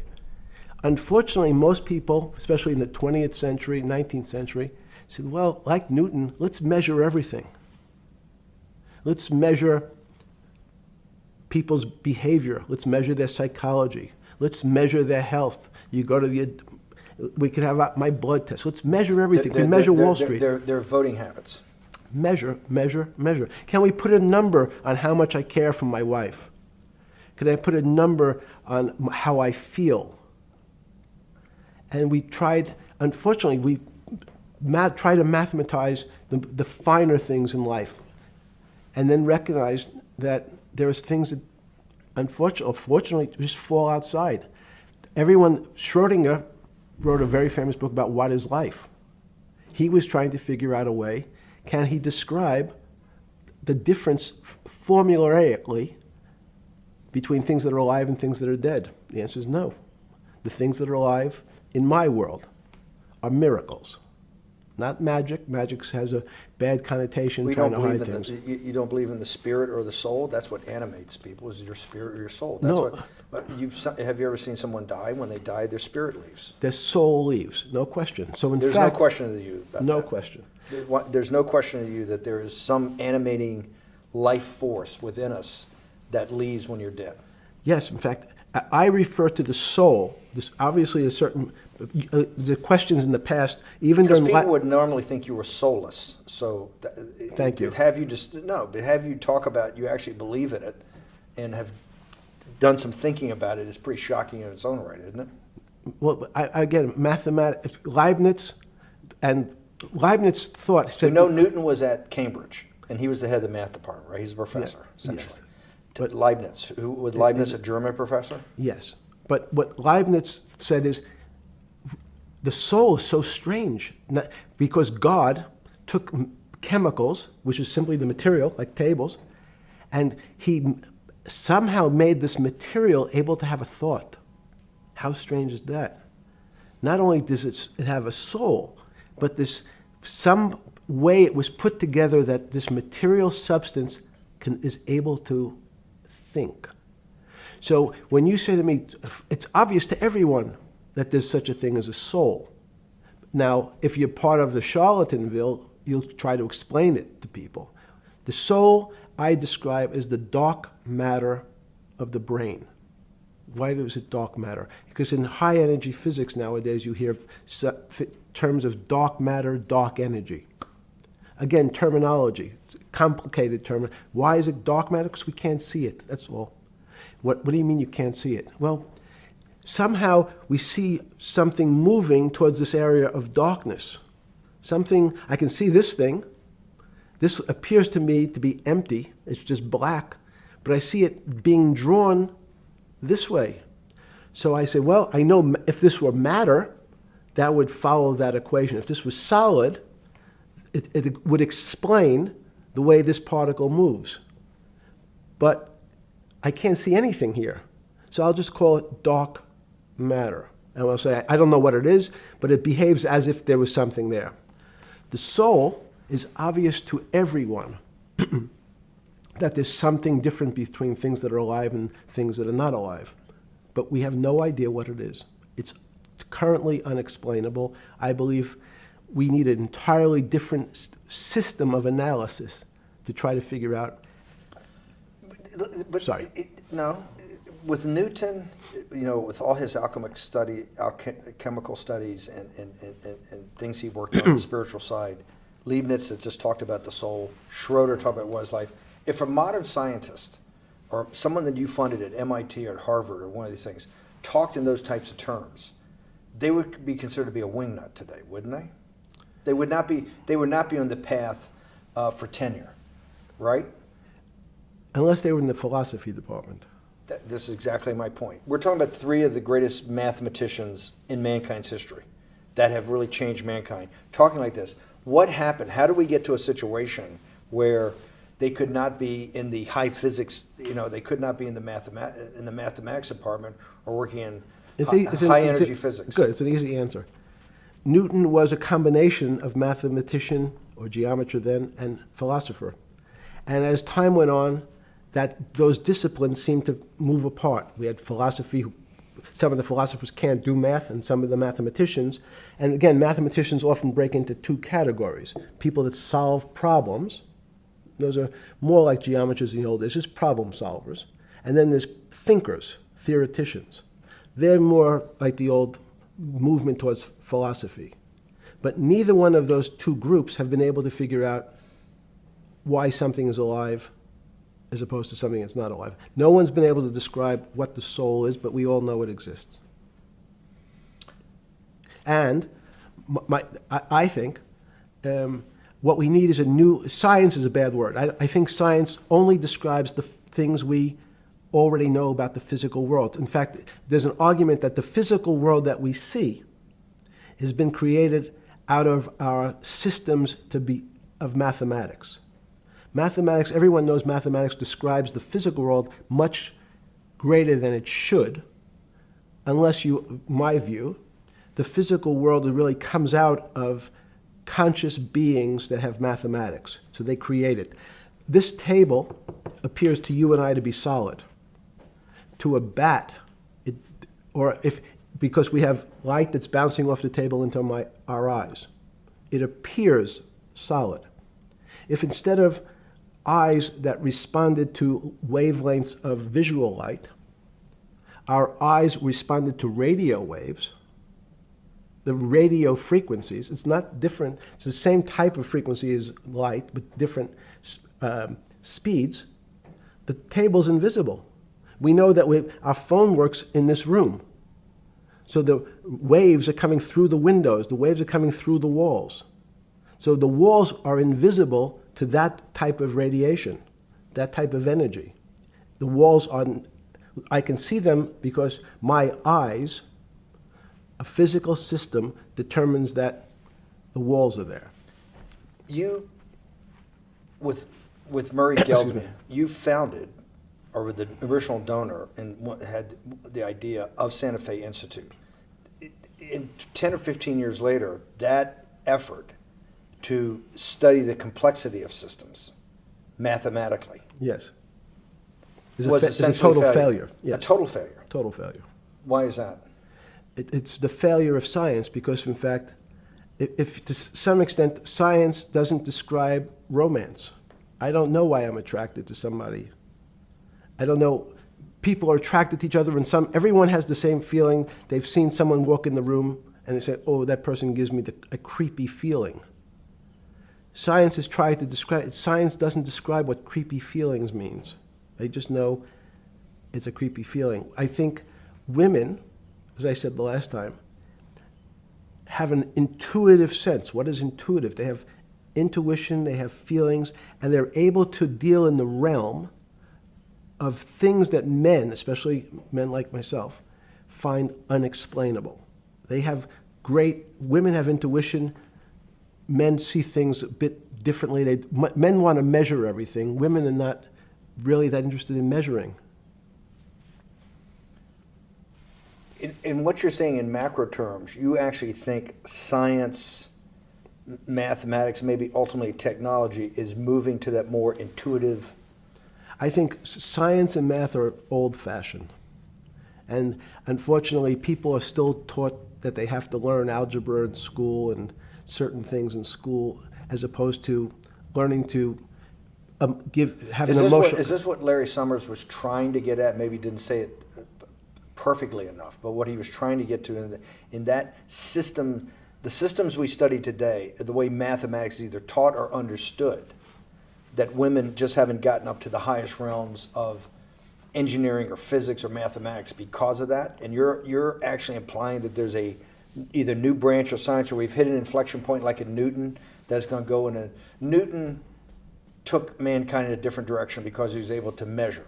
Then you had subatomic, non-Newtonian physics later. Are you saying that you think there's another developing field that's coming up that may take us, I don't know how many decades to get our hands around, but that's what's evolving out of this? Yes. Yeah. In fact, I think that mathematics, it's not the end of science. Every year someone says it's the end of, we can't discover everything. There's lots to discover with relationship to the physical world, but we know a lot already. In respect to the unexplainable world, we almost know nothing. Women, again, sense it. And instead of Larry Summers, I won't digress too much, but Howard Gardner early on said, there's not one form of intelligence. It's not mathematical intelligence. There's emotional intelligence. There's kinesthetic intelligence. There's this argument that I reject that black people are less intelligent than white people. It's not true. We know, for example, that if I was in the forest and I had to run from the lion or figure out a way not to be eaten, and my competition is a local African, I'm the one who's getting eaten because they have the intelligence to deal with their local environment.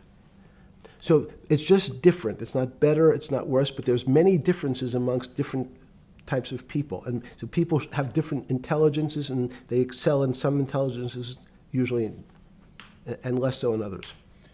When did it come to, because the world of high finance is a world of pure reason, or is it a lot of emotion and gut checks and on trading desk and central banks when these decisions get made? Is it that high church, like the high church of science of high energy physics, or is it as much emotion that comes in as much as the mathematics and the reason? It's a great question. I think if you talk to really experienced and successful traders, and you ask them how they know what's going on, they can't give you an answer. They don't know. They feel it. They can feel the way the market's moving. They can feel the way the stock's moving. And that these are not very well-defined terms.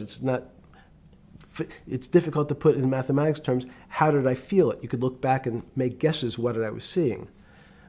But great traders feel it and then act on their feelings.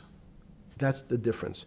Many people feel it but are afraid because they want a mathematical justification before they take that next step. When you first got on the trading desk at Bear Stearns in the late 70s or mid 70s, were you shocked by how little actual understanding of mathematics that the traders comprehended? Yeah, well, again, we had a Texas Instrument calculator. Most stockbrokers, especially before 1975, if they were good stockbrokers, could add. That's about it. They could multiply. If you could multiply, you were already in the top 15% of stockbrokers. Stockbrokers simply meant there's a story. When I went to the first person, I had no money, and I said, "How much money do you make a year?" And he said, $400,000. I said, "Impossible. I'm making $10,000." That's probably more than your family had made in its entire existence. Yes. And he makes it in a year. I said, "What do you do?" And he said, it's too complicated for you to understand, which is what the main thrust of Wall Street people, they want to tell you it's too complicated. Because if you understood that that person was simply, he had a brother-in-law, in fact, in this case, who ran the pension fund at General Motors.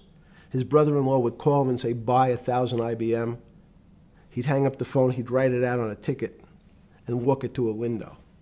That was his entire skill set. Hello, write what my brother-in-law says, walk it to a ticket window.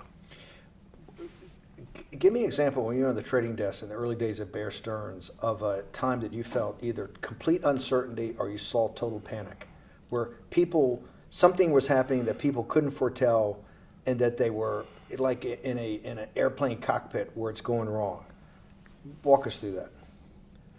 In 1978, I think it was, across the news wires, there had been a collapse of the currency in Thailand. On the other side of the world, had no relationship to me. I wasn't sure where Thailand was. But the fact that a currency, a country's money, had all of a sudden dropped tremendously in value, affected the rest of the world's markets. And people panicked because they'd never seen that before. A very small part of a very complex system had a shock throughout the whole system. So prices on Park Avenue apartments, the bond markets, the stock markets, every started to gyrate.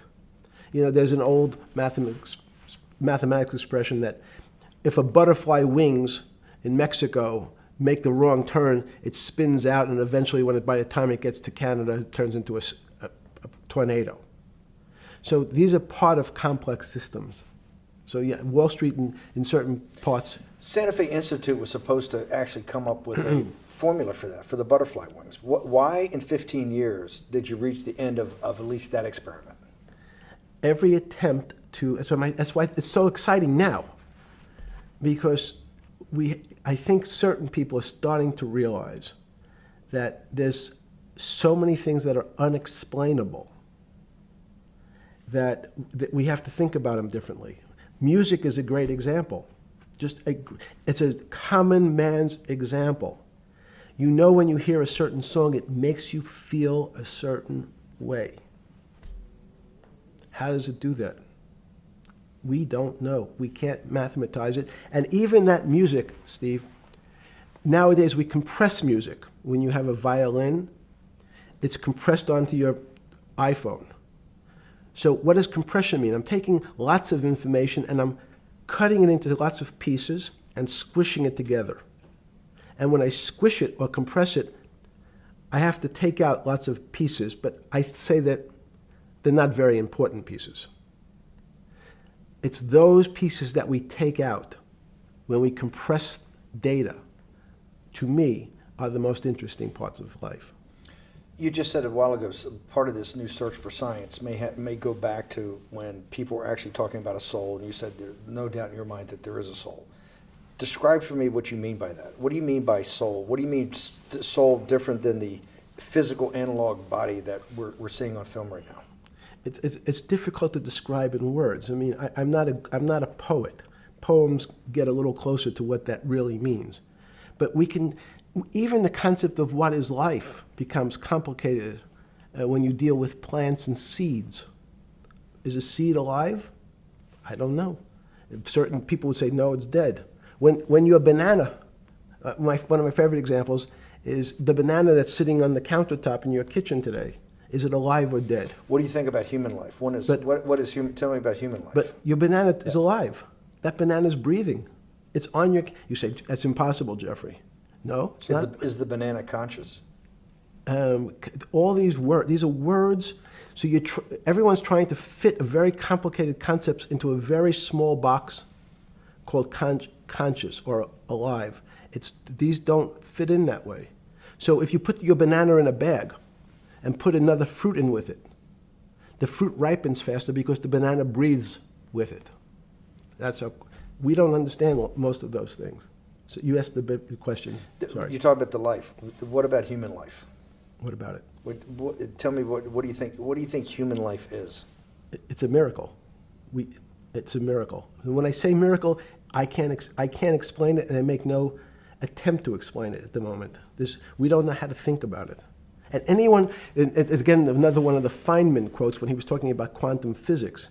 He said, anyone, Jeffrey, who says they understand quantum physics and quantum mechanics and quantum behavior, you know they're lying. Let's talk about it. That's post-Newtonian. Talk about what's the difference, who founded quantum mechanics, why is quantum mechanics taking Newtonian physics and taking it to the next level? It forms a much broader category. Let's go back to this desk. You use the thing of Newton using this desk. Why can't Newton's theory explain everything? Why did subatomic quantum mechanics or quantum physics have to come in to explain this? Well, so let's go right back to square one.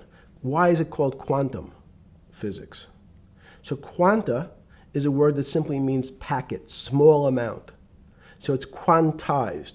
So we recognized, when we recognized that this table appears, another very complicated word, solid to us, it's really made up of molecules or atoms. And atoms, we've given lots of names to what some of the behaviors. If you were in school, when you and I were in school in the 50s, the model was a little center thing in the middle, and an electron went around and around it. It was seen as a ball that went around and around it. And as we started to look at, say, well, let's see what this ball looks like. I want to be able to examine that little thing called an electron. We found that there was nothing there. There wasn't the thing.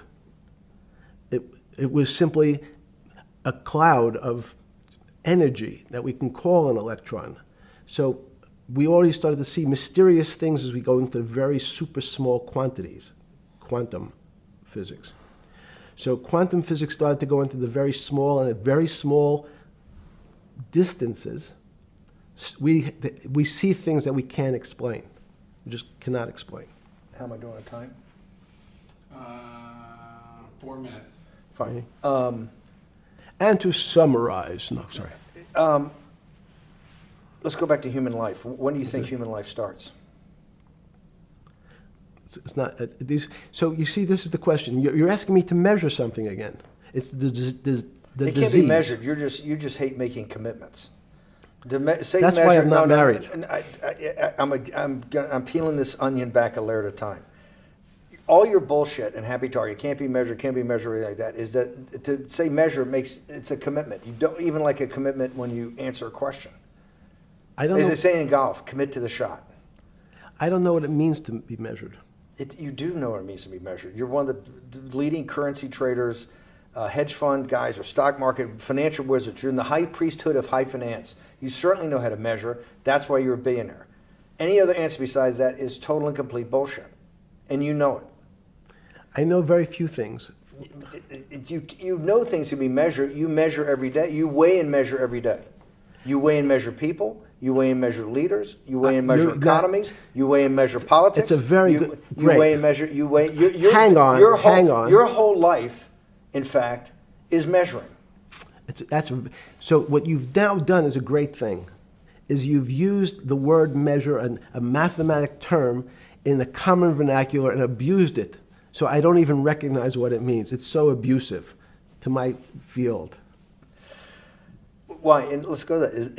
In mathematics, measure means what specifically? There's no specific. It's an approximation, or giving something a number. Einstein said, we're not asking you to go to the 9th decimal point. You didn't say that before. No, you're not going to the 9th. I don't even. What if I say measure? How tall are you? You'd say, in your case, 6 foot. 6 feet. But is it 6 foot 1 inch? Give or take, between 5'11" and 6 feet. But what's that? But I want. So the question is, I want an accurate. I got Zeno's paradox. I don't even know what it means to measure you. Am I measuring the top of your hair, the top of your skull, the finer, the more. You're being rabbinical. This is like. I shaved my beard off. I used to be rabbinical. No, my point is, isn't that going through the Torah where you're parsing every definition? No, so, however we broadly define measure, your life literally is about measurement, is it not? It's about putting numbers on things so that I can try my best. That you can call it whatever you like. If Well, that what do makes you feel better. What do you know? No, Because I I'm wanna make you relating happy. back to your scientific inquiry. No, even a number. People don't. A number is a complicated When did thing. you come? When did you come to this When did you come to this aha moment? Was it when it was in your solitary confinement, when the biggest financial crisis in world history was going on, in your 7x9 jail cell with your metal bed and your two brushes because you were a trustee with the brown uniform on, trustee spelled wrong? Is that the moment of clarity that you had about science and Newtonian physics and everything that we can measure is really not going to be the way we go forward? It's going to be much more esoteric, emotional intelligence thing. Was that your moment of clarity? I wish it was, because it would make such a great story for this interview, but it's not. It's the fact that I lead such a privileged life to come across. But when did you? If it didn't happen then, when did it? Or did it happen before? I was then? going to hopefully Okay. get to the. Okay. I'm in a privileged position to have some of the world's smartest people come to my house and tell me what they think about different subjects, and I finally realized that the thing that they had most in common was there was this area, no matter how smart they were, that when I asked them the questions, they said they'd have to resort to a 500 or 1,000-year-old response to that question, which was, I don't know. You know who else found that out? Socrates. That's what Socrates kept doing, right? Socrates kept asking all the experts. He would go through, question after question after question, and realize at the end they didn't really know. They really didn't basically understand what they were talking about. And one of the things that people won't enjoy, it turns out that potentially one of the bad things to teach children is how to write. Writing, reading, and arithmetic was supposed to be, everyone's supposed to be taught. But writing forces you into a very narrow channel of thinking. You have to write in a certain form, in a certain way, in a certain linear pattern. So your thinking becomes somewhat narrow. The reason I brought up writing is one of the recent discoveries of mine with respect to Socrates, Plato, and Aristotle is they never wrote anything. They spoke, and people around who could write wrote. Socrates could think. So that was. Jesus of Nazareth was the same way, right? Never wrote anything. I thought he was a carpenter. He was a carpenter. Didn't he need like a little carpenter's tonight? I don't want to get that. But at least his written record. Right. One last thing. Sure. Thank you for having me to your house.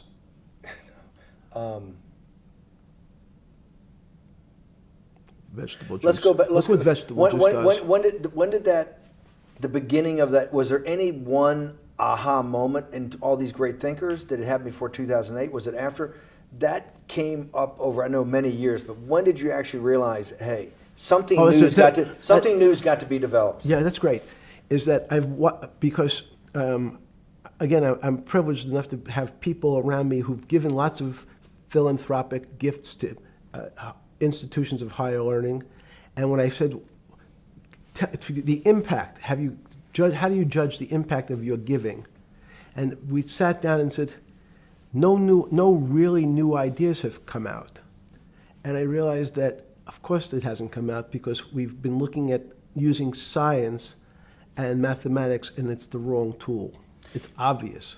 Institutions that are set up and try to put forward knowledge and understanding and truth, should they take your money? Derek Bach at Harvard said, taking money for good causes is a good thing. So if Hitler took all the gold out of the teeth of the Jews and said, I want to give this to Heidelberg University to fund the Leibniz chairs so that I can study high energy physics, Derek Bach would say that was fine? Again, these questions are questions where good people on both sides, like your Charlottesville, could differ. I don't know the answer to these questions. So tell us the two. Give us the two answers. The one answer why it shouldn't be, and then the one answer. Derek Bach says, I'll essentially take cash from anybody because I got so many projects, so many good guys, and this is the way I'll do it. So I'm indifferent to where the cash comes from. Money's money. And if I got good guys, I'm the fiduciary that says these are good people and this is good research, okay? I'll take the cash from any source, including you. What's the other argument? Let me give you that. I know in my case, Is your money dirty money? if you live, I just asked a question. Is your money dirty money? no, it's not. So in fact, Why is it not dirty money? because I earned it, But you earned it. I earned it legally. We went back to this before. You earned Yes. it. You earned it advising the worst people in the world, right? That do enormous bad things, and just to make more money. So instead of asking me the question, should you take the money? Because I think it's a legitimate question. Do you think it's a legitimate question? Yes, no Why? question.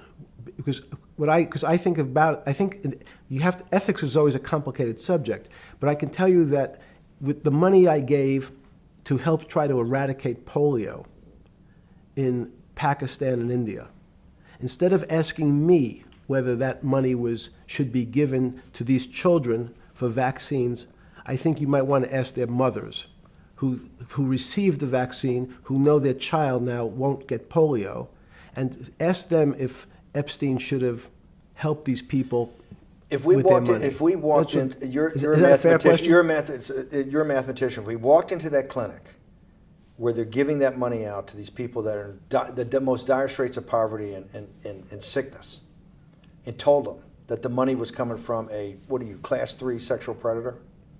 Tier 1. Tier 1's the highest and worst? No, I'm The lowest? I'm the lowest. You're the yes. lowest. Okay, tier 1, you're the lowest. But a criminal. Yes. That the money came from them. What percentage of people do you estimate? I understand you don't like probabilities. Do you estimate would say, I don't care, I want the money for my children? I would say everyone said, I want the money for my children. Did they know where the money came from? I think if you See, told them, the if I told them 100%. the devil Himself. The devil himself said, I'm going to exchange some dollars for your child's life. Do you think you're the devil himself? No, but I do have a good mirror. It's a serious question. Sorry. Do you think you're the devil himself? I don't know. Why would you say that? Because you have all the attributes. You're incredibly smart. You remember the devil is Was somebody the devil knows smart? The devil's brilliant. You read Milton's Paradise Lost. No, the devil scares me. Satan is at the number 1 or 2 archangel, and the reason he goes to hell and leads the rebellion is because he can't be the top guy. And his thing is, I'd rather reign in hell than serve in heaven. I saw that in a movie once called American Dharma. I don't remember who said it. Okay, we have to go. Okay, good. Okay. That was good.